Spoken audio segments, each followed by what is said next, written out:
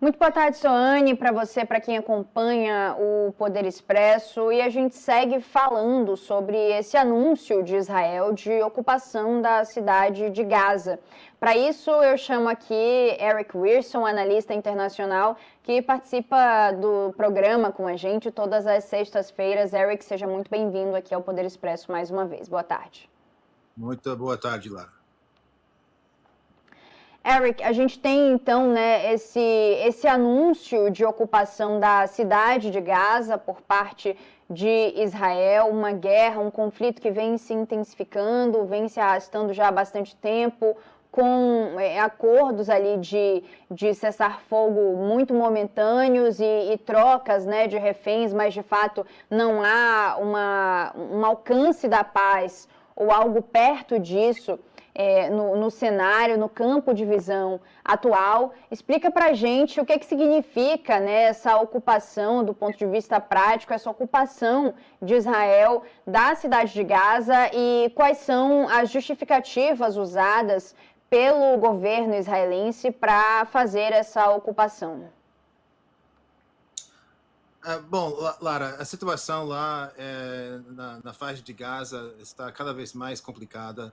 Existe uma crise humanitária que, assim, há muito tempo que o mundo não se vê. E realmente agora essa decisão pelo Conselho de Segurança do Israel de ocupar a cidade de Gaza, que praticamente está sendo interpretada como uma intenção de ocupar a faixa inteira. Isso significa é um momento meio divisor das águas, ou seja, nesse conflito, né? Porque a ideia original era de tentar acabar com Hamas, ou pelo menos neutralizar Hamas, mas ocupando, ou seja, basicamente um país inteiro, ou seja, significa já um outro momento, ou seja, já acho que o Conselho de Segurança, ou seja, que apoia o Netanyahu e apoia essa guerra, está basicamente dizendo que eles não acham que é possível neutralizar Hamas, a não ser que estejam com controle total da zona toda. Então, quer dizer, isso vai significar, ou seja, talvez uma extensão da guerra, significa que, ou seja, não vamos ver assim um cessar-fogo assim tão cedo, e também pode significar que essa crise humanitária só tende a aumentar e ficar assim cada vez mais crítica. Isso vai, obviamente, assim, ser interpretado, ou seja, por diversas partes do mundo de forma diferente. Aqui nos Estados Unidos, evidentemente, a relação entre Bibi Netanyahu e o Donald Trump é muito forte, ou seja, o Trump apoia muito as iniciativas do Netanyahu, mas a gente está vendo que talvez em outras partes do mundo, ou seja, essa medida vai ser assim muito mal vista e isso vai criar complicações para Israel. Então, Eric, o que a gente pode esperar do governo norte-americano é um apoio dessa decisão de Israel de ocupar a cidade de Gaza? Acredito que sim. Eu acho que a gente não tem visto nada que implica que assim de posição oficial do governo norte-americano de que seja o governo Trump não está tentando se meter muito, ou seja, para interferir com as medidas do Netanyahu. Obviamente, eu acho que nos bastidores devem existir muitas conversas sobre os prós e contras dessa medida, mas de certa forma o Trump está deixando o Netanyahu a conduzir essa guerra da forma que ele achar melhor. Ou seja, temos que lembrar também, né, que a situação política do Bibi Netanyahu em Israel é uma situação muito complicada, porque uma vez que termina essa guerra, se terminar, ou seja, evidentemente, se a gente voltar a uma situação entre aspas, paz, aí vai voltar à tona todos os problemas políticos, criminais que o Bibi está enfrentando. Né? De certa forma, ele aproveitou dessa invasão de outubro do ano retrasado, ou seja, para poder, assim, basicamente enterrar alguma série de inquéritos que estavam acontecendo com relação à sua condução política, alegações muito sérias de crimes, etc. E tudo isso, ou seja, foi assim mais ou menos para as margens. Mas, ou seja, quando terminar essa guerra, obviamente esses inquéritos vão voltar à tona. Então, quer dizer, ele não tem nenhum interesse em acabar com essa guerra tão cedo. E o Trump está apoiando ele nesse sentido.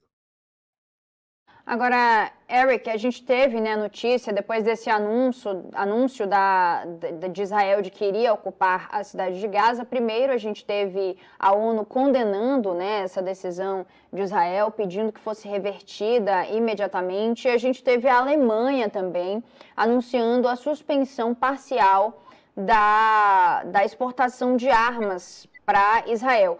Essa suspensão parcial, né, de armas para Israel, qual é de fato o impacto prático que isso tem? Quanto representa esse envio de armas da Alemanha para Israel? O quanto representa de fato do potencial bélico que Israel tem hoje? O quanto Israel precisa desse material enviado pela Alemanha e no que isso pode enfraquecer o país governado por Benjamin Netanyahu? Bom, esse anúncio pelo chanceler Merz, ou seja, da Alemanha, é muito importante, porque temos que lembrar que de todos os países na Europa, o país que tem sido, ou seja, o grande aliado mais fiel a Israel dentro da Europa, desde o final da Segunda Guerra Mundial, é a Alemanha. Ou seja, a Alemanha, evidentemente, foi um país que se sentiu muito culpado por tudo que aconteceu durante a Segunda Guerra Mundial, com o Holocausto, etc. E desde então tem sido, ou seja, um grande apoiador de todas as coisas que Israel faz de forma geral. Agora, a suspensão de envio de armas, claro, significa uma mudança na cadeia de suprimentos bélicos da Israel, mas evidentemente já tem um grande estoque em Israel e além disso eles têm muitas fontes para conseguir assim repor essas armas que não vão vir mais da Alemanha, sobretudo dos Estados Unidos. Ou seja, os Estados Unidos, uma coisa que tem mostrado ao longo das décadas e evidentemente também durante esse último conflito, os Estados Unidos sempre está apoiando Israel e entregando o que precisar para se defender. Então, quer dizer, eu acho que em termos práticos não vai ter nenhum efeito, mas em termos simbólicos é um momento muito importante porque mostra que de fato uma ruptura entre a Alemanha e Israel, uma ruptura que assim acho que simboliza o afastamento da Europa no seu apoio para Israel, pelo menos no sentido de como estão conduzindo essa guerra. E essa manifestação de Volker Turk, que é o alto comissário da ONU para Direitos Humanos, que foi quem condenou, né, essa decisão de Israel e também pediu o fim imediato dessa ação, isso tem de fato um peso, essa posição da ONU em relação à decisão de Israel? Não muito, ou seja, se Israel sempre escutava o que a ONU falasse, ou seja, a gente teria visto um comportamento muito diferente. Enquanto os Estados Unidos está apoiando Israel, ou seja, o Netanyahu sente que ele tem carta branca para fazer o que ele achar melhor. Agora, temos que lembrar uma coisa que talvez o brasileiro não percebe, mas ou seja, o que o americano vê aqui nos Estados Unidos com relação a essa guerra é uma coisa muito diferente que, por exemplo, vocês no Brasil veem. Todos os canais do Brasil mostram, ou seja, diariamente, ou seja, nas notícias, os horrores que estão acontecendo nessa guerra, o impacto humanitário. Essas imagens raramente aparecem na televisão americana, ou seja, tem que procurar na internet, ir para fontes em outros países para ver isso. Ou seja, uma grande diferença. Eu não vou dizer que é uma censura, mas eu acho que os grandes jornais aqui, etc., acham que é muito difícil mostrar essas imagens assim tão complicadas para as famílias americanas. Então, por isso, ou seja, o americano entende que tem uma guerra acontecendo, mas não estão vendo, ou seja, de perto os horrores dessa guerra. Enquanto isso é diferente na Europa, no Brasil, outras partes da Ásia, com certeza no Oriente Médio, ou seja, no mundo árabe, todo mundo está vendo o que está acontecendo no dia a dia, vendo crianças que estão perdendo os pais, pessoas morrendo de fome, ou seja, toda essa crise humanitária. Então, você pode ter certeza que a ONU não simplesmente é um órgão que se fez essa manifestação à toa, ou seja, de fato, existe muita pressão, ou seja, na ONU de diversos cantos do mundo, sobretudo do Oriente Médio, da Europa, de diversos países da América Latina, que estão dizendo que essa guerra tem que parar. Mas, como eu disse, enquanto o Trump tem as costas, está defendendo as costas do Bibi Netanyahu, a gente não pode esperar que vai ter um comportamento muito diferente do que a gente tem visto. Eric, aproveitando o assunto guerra, né, e também o envolvimento dos Estados Unidos nesses conflitos mundiais, a gente tem também hoje um marco importante, porque Trump tinha dado um prazo para que Vladimir Putin, o presidente da Rússia, encerrasse a guerra com a Ucrânia. Esse prazo, então, se encerra hoje. Em que pé está essa negociação para um acordo de paz definitivo entre a Rússia e a Ucrânia, e quais são as sanções esperadas para a Ucrânia por parte dos Estados Unidos caso a guerra não seja encerrada de fato hoje? Temos que lembrar que durante a campanha para presidente, o Donald Trump sempre falava que, primeiro, se ele fosse presidente, essa invasão da Rússia na Ucrânia nunca teria acontecido. Mas, número dois, que ele sempre falava que assim, ia acabar com essa guerra já nos primeiros dias dentro da sala oval. Isso, de fato, não aconteceu e é um ponto que, de fato, deixa ele muito chateado, né? Porque assim, ele sente que o Putin não está dançando de acordo com a música que o Trump está tocando. Então, isso tem sido um motivo de muita frustração para todo o governo do Trump. Inclusive, a gente tem visto, apesar de que no primeiro mandato do Donald Trump, assim, existia uma certa, vamos dizer, entre aspas, um certo namoro entre o Putin e o Trump. Agora, a gente está vendo que existe um certo afastamento entre esses dois líderes. O Trump, ele tem tentado muito de trazer Putin para a mesma negociação. Evidentemente, fez a mesma coisa com Zelensky. A gente lembra dessa reunião desastrosa que aconteceu na Sala Oval, assim, poucos meses atrás, em que basicamente o Trump e o J.D. Vance deram uma esculachada no Zelensky em frente de todos os holofotes e câmeras na Casa Branca. E isso, assim, era a primeira tentativa de talvez forçar a Zelensky à mesa de negociação, que não deu certo.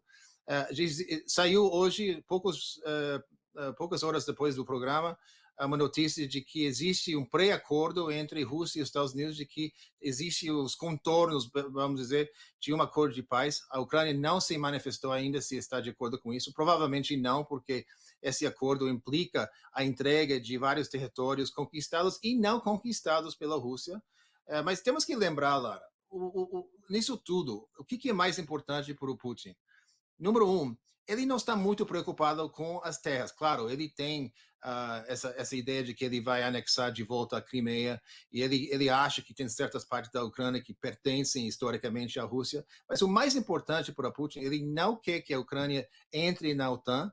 E número dois, ele quer influenciar a política em Kiev, ou seja, para que seja um país muito mais aliado como a Bielorrússia para a Rússia e não para o mundo ocidental. Ele não gosta de ter assim, a Ucrânia sendo um país que está mais ou menos mais aliado com os europeus e os Estados Unidos do que com a Rússia. Então, o mais importante para ele é isso. Ele quer controlar a política da Ucrânia e ele quer o endosso do Trump de que seja a Ucrânia não vai ser admitida na OTAN, porque isso representaria um enfraquecimento muito forte da política de segurança da própria Rússia, ou seja, um país vizinho que faz parte da OTAN. Então, isso, na verdade, é o que o Putin quer. Ele quer esses dois objetivos muito mais do que terras conquistadas. Terras conquistadas, nesse sentido, é um objetivo de segundo plano. Eric Wilson, analista internacional, muito obrigada por mais uma participação aqui no Poder Expresso e a gente te espera na semana que vem. Valeu, Lara. Bom fim de semana.